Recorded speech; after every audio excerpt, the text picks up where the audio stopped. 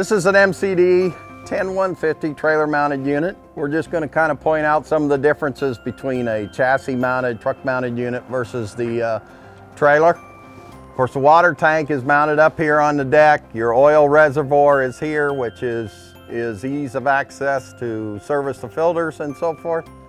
You got a diesel power unit here.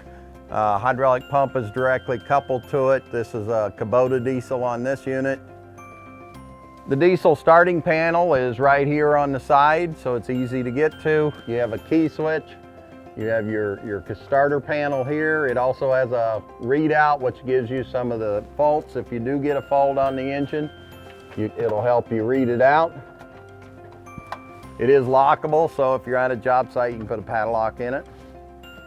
You have your ticket printer here for your ticket. This has an AP1 on it, so you have your ticket here where it'll print out your ticket on your production.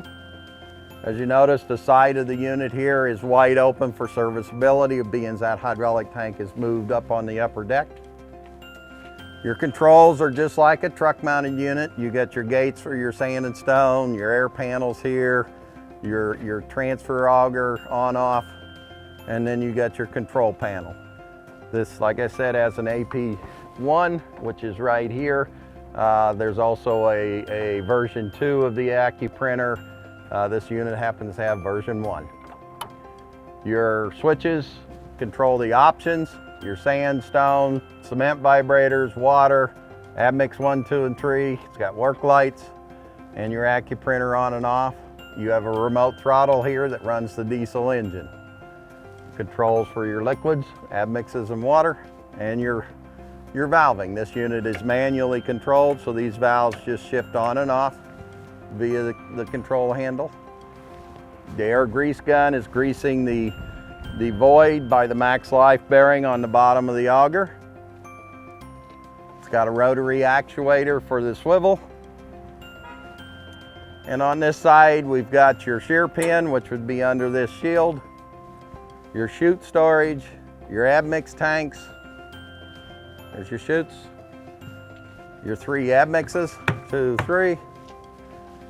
You have your chassis connection, and this is the same on a truck mounted unit. You have your connection between the trailer or the power unit to this box, and then everything on the mixer is in there.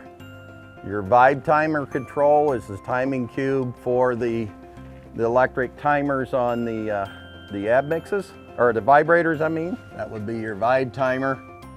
There's instructions right on the inside of the door that gives you the steps on how to program the timer if you want to change that sequence. Again, that's the same as our standard unit. Your chain oiler is right here. This is controlled by your 2 dripper controls. Use a lightweight oil in those, and that gives you your lubrication to your conveyor chain. Being this has an auxiliary engine, your fuel tank's here on the side. There's an electric pump mounted to the inside of this bin to assist the lift pump on the engine. There is a suction filter here right at the base of it.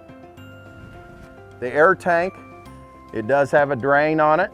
You should check that daily. There's no auto drain on it, so you want to loosen this. Let the moisture drain out of that tank. That should be done daily, just to check it. And this unit has a hydraulically driven air compressor that runs the air system on the unit. It is self-contained on the trailer, so there's no need to worry about unhooking the trailer and taking off with your vehicle.